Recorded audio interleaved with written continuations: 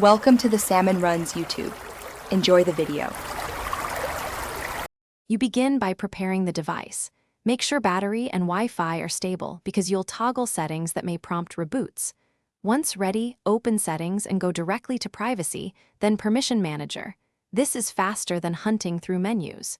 You need permission controls visible, so unlock with your PIN or biometrics.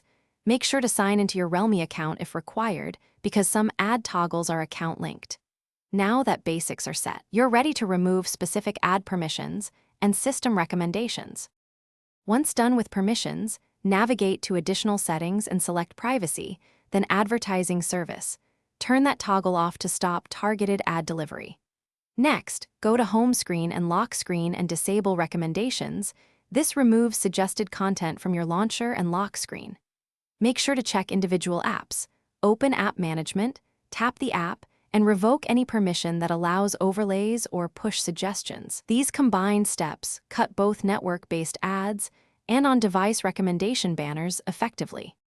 To finish, clear cache and data for the system launcher and your default browser. This removes any stored recommendations.